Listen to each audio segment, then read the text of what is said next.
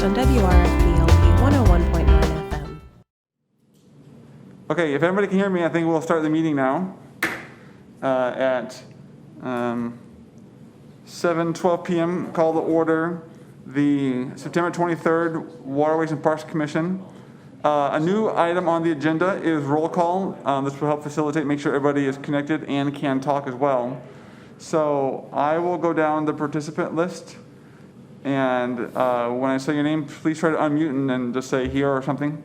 Going down the list, I see Ellen. Did you say Ellen? I'm here. Yeah, just Ellen. Okay, Jenny Sterling. I'll be more formal. But I can barely hear you. Okay, I'll try to reposition. Can you hear me better like this? Say something again. Can you hear me any better? A little bit. Okay, other members I think can hear me. Just try maybe turn up your volume where you are. There's not much more I can do to increase my volume myself here. Going down the list again, Jessica Sherman, are you able to talk? I'm here. Okay. I'm here and I can hear you. You're a little garbled, but I can make it out. Okay. Let's see, John Bodkin. Okay, we saw you reply, but I didn't actually hear you. Can you try speaking again? I'm here. Okay, that worked this time. Hey, Kirk Dahl? Yep, I'm here, and you might try getting as close as you can to your microphone. I'm about as close as my mask will allow, but thanks for the tip. And then, let's see, we have Scott Allen on the line. Right here. Staff present. Oh, well, yeah, you're not. So I have to read names. Yeah, thank you. Okay, that is everybody. And then also, we have one attendee, Paul Gerard. He's one of the applicants. Paul, are you able to unmute and speak?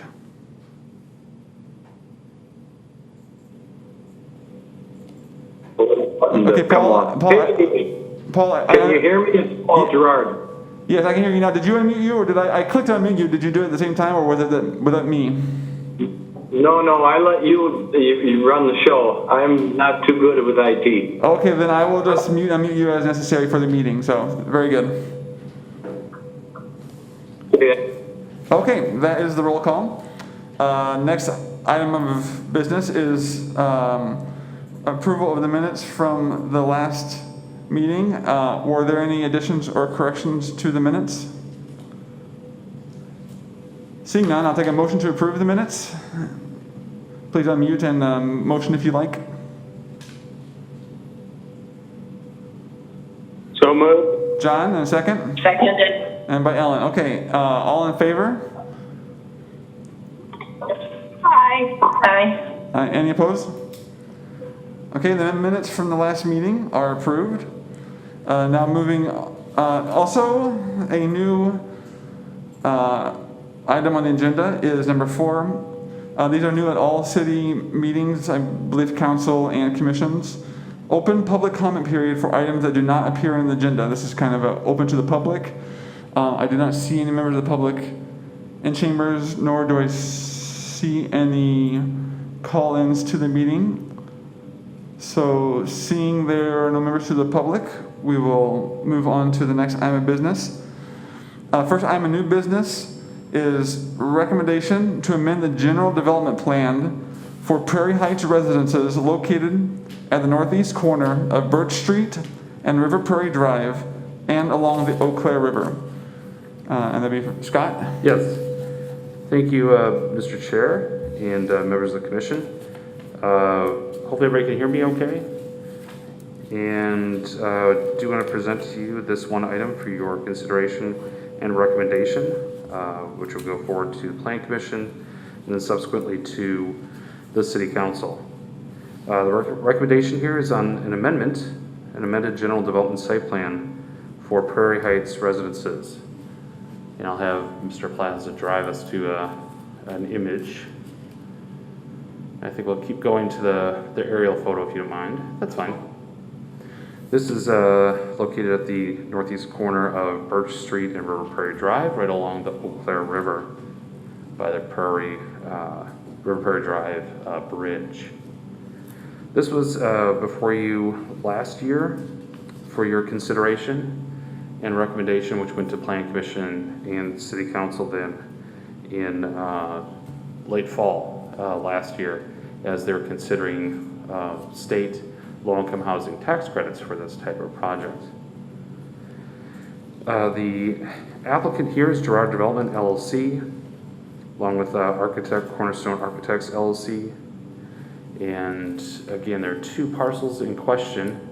It's a little bit hard to see the parcel line here. May I ask Mr. Plaza to go back one slide, if you don't mind? Thank you. You can kind of see here a little bit that magenta line kind of running from the river towards Birch Street.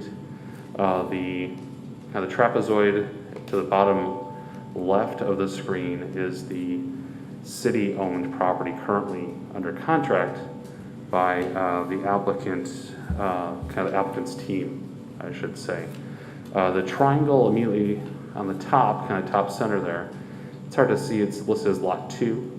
That was recently acquired by the applicant, so they would be looking to combine Lot 1, which is the city parcel, and Lot 2 for this development.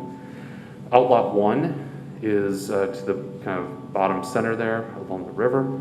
That would remain city-owned property for, again, the riverbank and then trail use and access. So the boundaries really are not any different, just some ownership changes with that Lot 2. And then again, I'll get a little bit more into the detail of some of the other changes that are before you here tonight. Again, the amendment is for a mixed-use development project at this location. The proposed development would include 60 apartments and approximately 10,000 to 12,000 square feet of commercial space. The apartments are the orange building there, again, kind of center, lower center of the screen.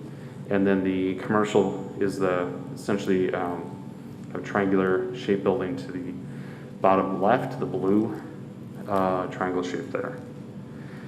What was included in your packet were what we have here before you. We can kind of go through each of these if you'd like. As questions arise, general development plan itself, as you see here. Building elevations we'll get into here momentarily. The vicinity map, which is included, also included an aerial image for the project. The project site as a whole is approximately 3.34 acres in size. And again, that portion to the south would be sold by the city, said to Gerard Development. But again, it's kind of a team of partners here with their project proposal. And again, that agreement was approved last year. Again, the city-owned parcel on the river is about 1.8 acres in size. It's listed here as Outlot 1 and shows some of the steep slopes in the hatched designation there. The site plan shows the new configuration of the proposed buildings. They would still be at least 40 feet from any property line and would be approximately 120 feet from the top of the bank of the river.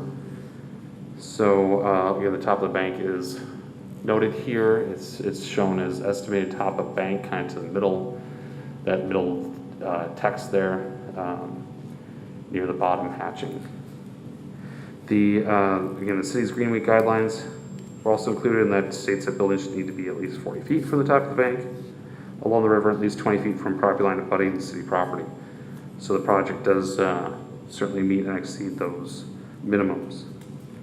In addition, parking areas, driveways, decks, and similar lane improvements should not be less than 10 feet from the top of the bank and the property line, and that also holds true. Access to the development would still be off of Birch Street, as originally proposed last year. Approximately half of the 113 parking spaces, about 54, would be underground. 59 would be surface parking lot, as you see here. Site drainage was previously proposed to go to an infiltration basin and wet detention pond located at the southwest portion of the property. That drainage is no longer specified here, but is required as a part of the future site plan approval and with approval of city engineering. So that item is still under consideration. I want to highlight the changes here, which is really what's before you here tonight. Changes to the general development plan include separating the commercial uses from the residential by creating that second building at the corner of Birch Street and River Prairie Drive. The applicant also proposes to reduce residential units from 80 down to 60 and increase commercial square footage from 9,000 square feet again to that 10 to 12,000 square feet. So the density as a whole will be reduced. And although parking would be also reduced from 117 spaces to 113, 50 more spaces are now proposed to be added to the surface parking. So the surface parking now is certainly larger compared to the underground parking. Again, that's in part because of the reconfiguration of the buildings, again, to accommodate some more of that surface parking strictly for the commercial building to the left of the screen. So if approved, a detailed site plan would be submitted to the Planning Commission that would address specific issues related to, again, utility connections, grading, drainage, lighting, signage, parking, pedestrian circulation, landscaping, etc. So what you see here is really just that general development plan, kind of laying out the site plan, the overall site as a whole. Again, the plan does show the potential for a city trail or pathway along the river. The trail will be constructed at a later date, and plans for this trail will be presented to the Waterways and Parks Commission at that time. So your recommendation here tonight would be forwarded to the Planning Commission and City Council for their meetings later in October. So with that, again, we have the full packet here before you. If there are specific questions or pages or items you'd like to reference, the applicant, Mr. Paul Gerard, is on the line, as we noted. So I'll defer to the chair and the commission if they'd like to just simply ask questions of the applicant, or if they'd like Mr. Gerard to provide some additional information at this point.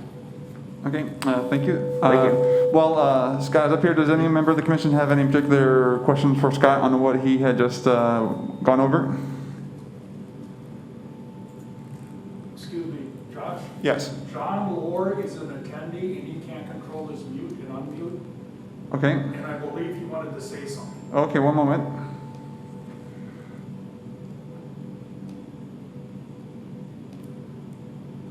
John, you're unmuted. Go ahead, please. Oh, thanks. I just want to make sure that you hear me. That's all. I'm here to listen. I couldn't get into as panelist. Okay. But, I'm here. So, John, you're unable to unmute yourself? No, I can't. Okay, then since perhaps I will just leave you unmuted, so just keep that in mind that you will be unmuted. That way you can talk when you need to, because I don't know if I could get a notice from you. Okay. So I'll just leave you live for the duration of the meeting then. Thanks. Uh-huh. Okay. Thanks. So does anyone have any questions for Scott at this point? Seeing none, Paul Gerard, the applicant, is here. I will unmute him, and then Paul, if you have anything to add to what Scott, whenever you certainly can at this point, and you're unmuted. Great. Thank you, and thank you, Scott, Alan.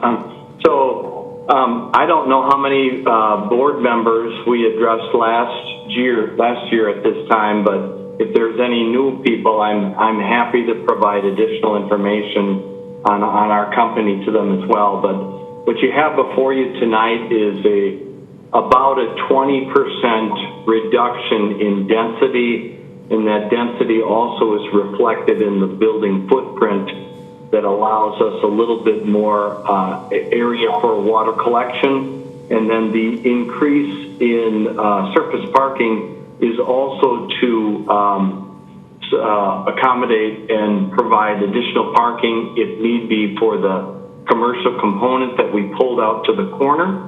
The reason for the separation of the two buildings is primarily from a lending and risk standpoint from on behalf of WHEDA, the Wisconsin Housing and Economic Development Authority. And then we do have a particular use already on this building, and it's the only thing that Scott did not say, but there's a actual driveway that would be going down subterranean in that, I guess, octagon-shaped building that is a specific service for a particular business that wants to locate here that would like to keep their vehicles free from Mother Nature. So. The blue building. Oh, this one right there? Yeah, there you go, yep. So, and then by pulling that building out to the corner, we believe we're giving that building prime visual space for additional future occupants of the building. So I guess what I would do is just open it up for question. If you're asking why we did a reduction, we were a little over the allowable request last year in the specific set aside that we were going after for tax credits. So this reduction will also help us obtain that goal. Okay, thank you, Paul. Do any members of the commission have any questions for Paul Gerard regarding this proposal?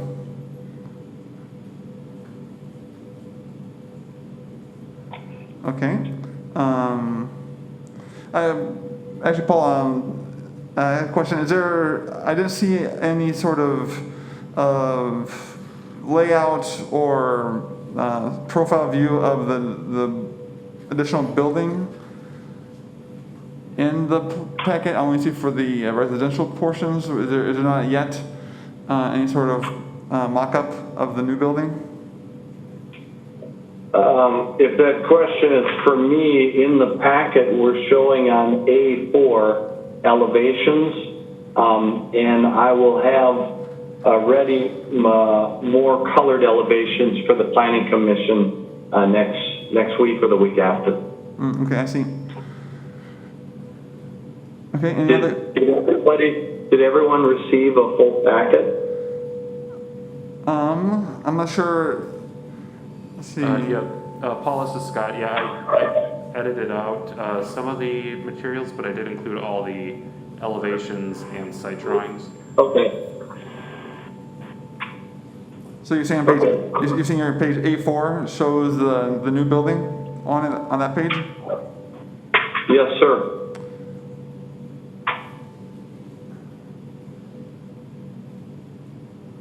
It's a reduced version of what you saw last year from me. I'm sorry, I'm talking about the building that's going to be for the commercial use and not the residential. I'm sorry, I apologize. So that is still being planned as we speak, but that will be available on when we go to Planning Commission. Okay. Okay. Any other questions for Paul from the commission? Okay, seeing at this point, Paul, thank you. I'm going to put you back on mute here since there's no further question at this point. Okay. So the current proposal is recommendation of the general development plan. Is there a motion to approve the plan?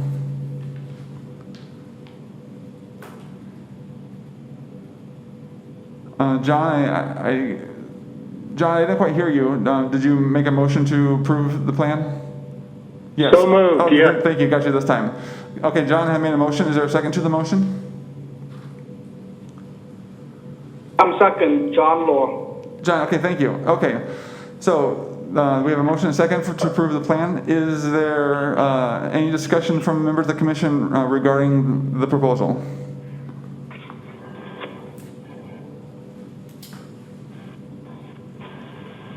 Okay, seeing none, I'll put it to a vote. All those in favor of approving the recommendation, please say aye. Aye. Aye. Aye. Okay, are there any opposed? Okay, seeing none, the recommendation is approved. Second item of new business on the agenda tonight is recommendation to allow the Shawtown Neighborhood Association to create designated foot trails in Veterans Park, classified a special area. Space located along the Chippewa River off Claremont Avenue and Menominee Street. Steve? Thank you. Tonight, thank you, Mr. Chair and members of the board. Tonight I'm here to present a offer from the Shawtown Neighborhood Association. They just became part of Adopt a Parks program, and they're a fairly new association that want to improve the neighborhood of Shawtown. And they have many plans, but their initial plan is to have walking paths in Veterans Park. Currently, there are some natural walking paths, some deer trail. They would like to have some designated paths to help to get people in there, to get more people through Shawtown, to get more eyes on the park, because currently right now it's pretty secluded back there, and from time to time we have to remove some camps. They don't only want to improve Shawtown, they want to improve the park, and they were looking at community gardens, but the first project is going to develop these trails. They have a five-year program. They're not looking at doing it all in 1 year. To help erosion control, consider it permanent or memorial benches in there. Create fishing line collection, much like at Bronze Bay. They want to make the paths more accessible for kids and then a little bit more safe, because right now they're just primitive paths and limited access for fishing. Brad Candall is the president of the Shawtown Neighborhood Association, and he is here tonight if you have any questions for him. Can everybody see those maps in Shawtown?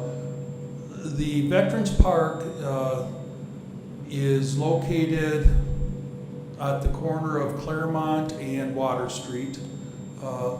This is designated in our open space plan to just only put a permanent sign up in that area, but our community survey designated that walking paths and trailers the number 2 priority that the citizens want to see, with community parks being number 1. Right now, this would be a great effort, and it would help the Parks Department if a neighborhood association came up and developed these paths. I can open it up for question, or if you want to unmute Brad, he can speak also. Hello, Brad, are you there? Let's see. Sorry, Brad. Brad, are you there? Hello. Yes, we can hear you now. Good evening. Yes, would you like to add anything else to what Steve had just said? I beg your pardon? Would you like to add anything else in addition to what Steve had just presented to the commission regarding the Veterans Park improvements? No, not at this time. It's an area that many in the neighborhood have known for a long time, much before it was purchased by the city, and an area with access to Sherman Creek and the river, and all the amenities that come with those. Okay. Okay, thank you. Do any members of the commission have any questions regarding this plan, either for Steve or Brad? This is Jess Schoen. I have a question. Yes. Are there any plans for any sort of pedestrian crossing over Sherman Creek? Let's, Where's Sherman Creek? It's in that red area. Where's the Martin Wild area? Is Sherman Creek one there?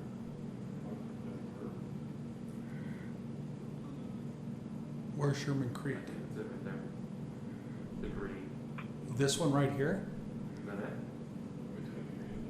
Yep. Yeah, it's right in there. Not at this time.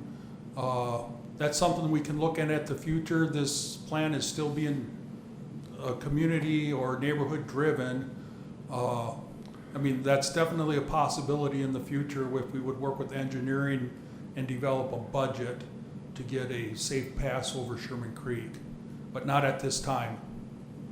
Okay, my question, the reason I asked is I see that, is it the phase 1, 2, and 3 trails are all on the east side of Sherman Creek. And I might be wrong, but where is the existing access for people to get to the east side of the creek?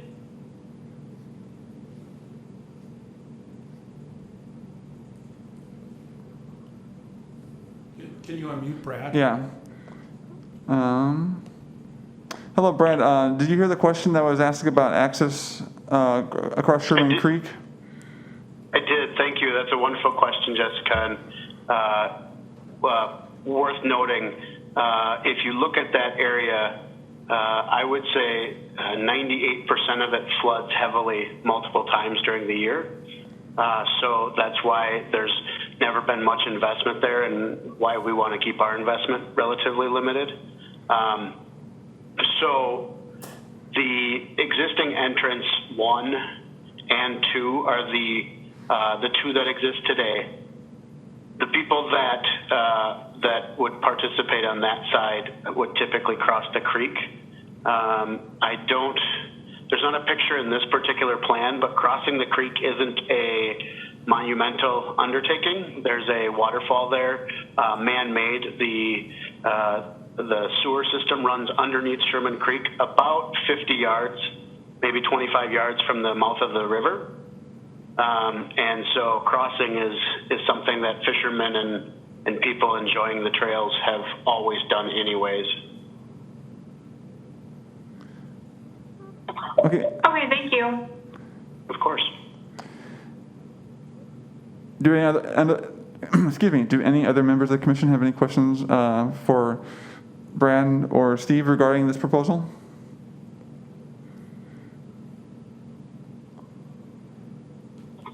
Okay. I do have one more. Yes, go ahead, Jessica.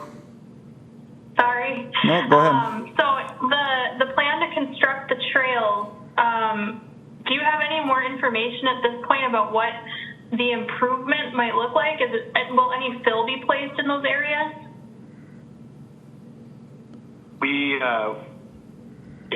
If that's all right, if I answer. Yeah, go ahead.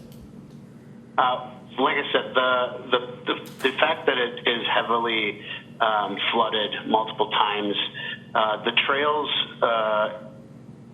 that you see in purple or pink, depending on, those are loosely there based on years of fishing. Some of it is overgrown, but there's still some of the remnants of those trails still exist. Our original goal to keep the natural qualities there is really just to, we don't want to cut down any trees to make the trail. Basically just if there's any overgrown weeds or whatnot or fallen logs, to try and move those out of the way. But in terms of how grooming the trails, our original plan was to just keep it under 2 feet wide, make them as natural as possible. As to not, I mean, there's 2 parts to that. Not only keeping it natural, but I don't want to add to any erosion issues, which I don't think are there today because it's the trail in white, for example, is pretty heavily traveled as it is, and that will require no grooming. Maybe I didn't make it clear. These are just going to be footpath trails. They're not asphalt or concrete trails. It's mainly for Correct. footpaths. I just wanted to... Okay, thank you. That answered my question. Okay, thank you, Jessica and Brad. Any additional questions? Steve, yeah, does footpath have a particular definition? Does that imply no improvements other than just, if you could explain? Yeah, footpath is just the natural ground underneath it. You cut the trail back 2 to 3 feet if there's overgrown branches or low-hanging branches, but it's a natural footpath. If there is erosion, normally you can build it up with the natural earth around it or a branch and backfill it, much like they do on mountain bike trails. Okay, yeah, thanks for the definition of a footpath there. Any other questions or comments from the commission regarding the proposal? Okay, thank you, Brad. This time I'll mute you again since there's no further questions. Thank you for your comments here tonight. This is Jenny Sterling. I do have one question. Yes, go ahead, Jenny. The question for Brad or for Steve? I'm not sure which one. I'm looking at the long-term ideas, and I'm not sure what their definition of long-term is, but I'm wondering about increasing police awareness for homelessness and camping, if that couldn't be something that is ongoing rather than something way into the future. I think maybe Steve? Yeah, I can answer that one. Long-term means, in this instance, is that it's always going to be happening. The police are aware of the camping issues back there. We've had them back there a couple times this summer already. But what this is intended to do is the more people that use that area, hopefully the less people will use it for camping over the summer months. Just like in our parks, the more people that are in our parks, the less vandalism will happen because there's a lot of eyes in that area. So long-term means ongoing. Okay, thank Great, you. thank you for the clarification. Okay, thank you, Jenny. Any other comments or questions? Okay, seeing none, the motion, the agenda item is to recommend the Shawtown Neighborhood Association to create the foot trails in Veterans Park. Do we have a motion to approve the recommendation? I'll move. Jenny, do we have a second? I'll second. Ellen. Okay, thank you, Ellen. Okay, are there any further discussion amongst the commission regarding this recommendation? The only discussion I would add to the motion to approve is that I would have safety concerns with crossing at the waterfall, so I would just add a note or add recommendation, take that into consideration as trails are developed and improved in the near future. Okay, Steve? Oh yeah, where did this go from here at this point? Yeah, safety is always a concern in any of our parklands, so when we do look at the trail, we will consider safety, slipping rocks, erosion, big divots in the footpath. We do look at that. Okay, thank you, Steve.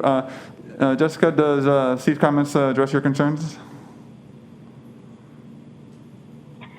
Did you ask me a question? Sorry, I couldn't quite hear. Oh, I was just asking if Steve's reply addressed the concerns you proposed, you came up with regarding safety. If that adequately addressed, you think that adequately addresses the safety concern for crossing the creek? Yes. Okay. Any other discussion from the commission? Okay, seeing none, we'll put to a vote. All in favor of the recommendation from the Shawtown Neighborhood Association, please say aye. Aye. Aye. Aye. John, aye. Okay, any opposed? Okay, seeing none, the motion is approved. Third item of new business is the 2020 special events list. And I'll be handling that. okay, Dave. I don't know if you can hear me. I'll try to be as close as I can to this.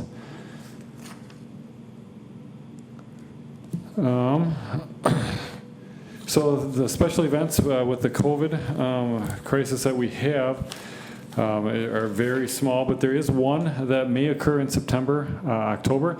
There were groups that were looking at organizing a proposed movie night. I believe they're working through the logistics with regards to how to safely assemble in the Carson Park parking lot, in vehicles, or socially distancing with guidelines. And we'll have to watch the guidelines closely as our as our health department recommends as well. So that's something that hasn't been applied for, but it is something that we do expect an application this fall.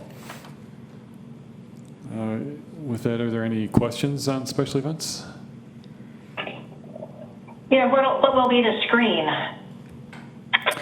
You know, I'm not entirely certain what they were planning to use for a screen for that. I had wondered if they would try to use part of the backside of the stadium, and drape something, but with the application being submitted, that would contain the details for that. They're mostly looking at the logistics. The toughest part is how to safely socially distance for an event like that. Do you know, would this be a special event that come to this commission, or will that go to council? Do you know? It will go to the council, but I believe since it's proposed in a park, that it would be presented to this commission for that, Okay. for recommendation for approval. Any other comments about the special event? The one and only? Okay, seeing that, we'll move on to the director's report. Okay, to begin the director's report, I would like to introduce the new community services director that began on Monday, Renee Tyler. She comes to us from the city of Dubuque, and she comes to us with a master's degree in public administration from the, and I have it here, and I apologize, the Clinton School of Public Service, the University of Arkansas Clinton School of Public Service, and she is currently the transportation services, she's currently the community services director in Eau Claire, but her previous position was with the city of Dubuque transportation services manager, and also assistant director of public works. Again, she will be the director that will head this department. And she has arrived and has hit the ground running and is a wonderful addition to the city. With that, I know she logged in. Yeah, I see her in the video chat here. Hello, Renee Tyler. Hi, Yes. I'm here. I just want to say thank you very much. That was, I know it's so confusing, University of Arkansas, all that good stuff, but I am happy to be here. I had technical difficulties getting in, so I'm really happy to be here, and I look forward to working with everyone. And in the hopefully near future, meeting you all in real life and not just virtually. If there are any questions or you need to call upon me, you know how to contact me. Again, thank you so much. Welcome, Renee. Really glad you're with us. Yes, welcome. Glad to have you here. So I think Renee will be an incredibly wonderful addition to the city team. So very glad to have her here. So the rest of the director's report with the Parks Division, I'll just go through this briefly. It's in the packet. The Streets and Park Divisions, they collaborated, sharing community service workers to replace a culvert on the lower road of Rod and Gun Park to help with drainage and smooth out the road. There are 3 walking bridges in Rod and Gun Park that are undergoing replacement. I believe those are finished. Those are finished. We have applied for a grant for the DNR for continued alum treatment in Half Moon Lake. Work is being done to replace the columbarium front in Forest Hill Cemetery. Clean the concrete in Haymarket Plaza to remove marks from skateboards, and added additional skate blockers on benches in common skate grinding areas. We have been taking complaints of skateboarders causing damage in Haymarket Plaza. So we are trying to mitigate that passively with making it more difficult and less conducive to use it as a skate park, while still promoting safe skateboard usage where appropriate down there. And then crews recently mowed, and this garnered some attention, so spend a little bit more time on it. But crews recently mowed and brushed along several miles of city trails. The most efficient piece of equipment for this operation cuts more coarsely. It doesn't cut like a lawnmower or something. It's designed to cut brush and woody growth as well as grass in that area. So it does have an unsightliness immediately following the cutting, but the undergrowth in the understory starts to grow and it becomes unnoticeable in a few weeks. We did get a few calls on that. Along with this effort, areas that are conducive to planting pollinator species of plants were maximized to raise hopefully more desirable plants for butterflies and honeybees. So that was an operation that was undertaken by Parks Division. Forestry, we ordered trees for fall and spring, and then ash trees were removed from the Water Street bid area. Recreation Division, crews are completing fall maintenance at Fairfax Pool to include replacing some concrete on the pool deck. Overall, the mechanical operations are solid, and our summer water line repair was successful. For about a week and a half this summer, I believe Fairfax Pool was filled, and then it was drained, but there were there weren't any guests in the pool. There are limited fall activities offered by the Rec Division. Due to COVID, the Rec Division plans to offer activity updates in 2-month increments. With COVID and the number of increased cases and the demographic that it's hitting causes all of the divisions for the city as well as the health department to monitor the pandemic, and the Rec Division will modify their operations accordingly. And an item that has garnered some attention lately, Hobbs reopened Sunday, the 20th. And all the facility use must be scheduled in advance, but Hobbs also is home to a shelter providing shelter to residents experiencing homelessness. And there will be a small overlap before the shelter moves to another location along Claremont Avenue. So a plan was enacted to help keep both shelter guests safe and Hobbs users safe. Seems to be working successfully so far, but the goal is to have Hobbs, 2 sheets of ice at Hobbs to be used this fall, and the shelter should be relocated, I believe, around October 9th up to Claremont, and then the second sheet of ice will start to be prepared after the facility is cleaned and ready for hockey usage. So prime times, the fall and winter edition is being issued in small sections as activities are planned and allowed. It's online at the website listed. And special events committee has been very muted this year with the COVID pandemic.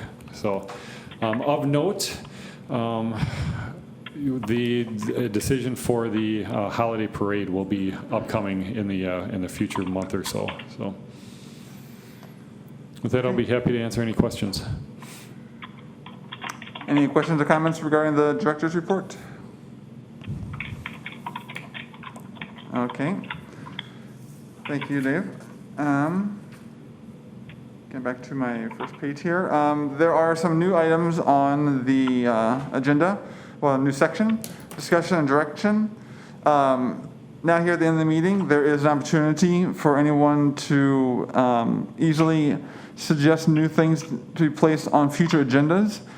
I know it kind of caught you off guard here this time. Maybe you don't have anything ready, but if you come to a meeting and think that you've seen something or have been contacted by somebody or for some reason would like to see an item placed on the agenda, this is the part where it could be proposed for being placed on a future meeting. Does anyone have any items that they wish to have considered for a future agenda?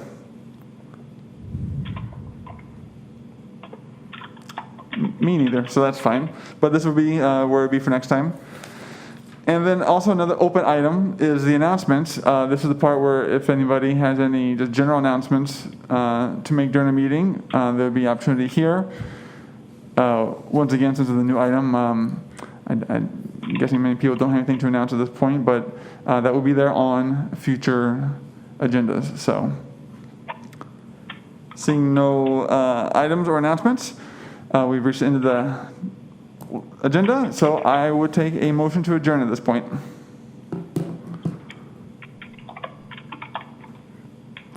Any motion to adjourn?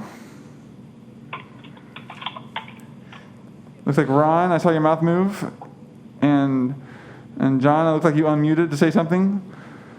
Second. Okay, so Ron and John, all in favor, please say aye. Aye. Any opposed? Aye. Okay, seeing so, the meeting is adjourned. Thank you, everybody, for working through the technical.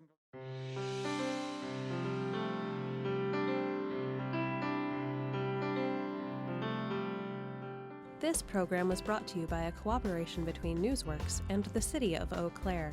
A transcript of this meeting is available for the hearing impaired. It will be available within 7 days of this telecast. Call 715-839-4912 or TDD 715-839-1689 or write Eau Claire City Clerk, P.O. Box 5148, Eau Claire, Wisconsin 54702-5148. Newsworks is made possible by continuing community support. If you would like to volunteer or make a donation, please contact us via phone at 715-839-5067 or online at valleymediaworks.org.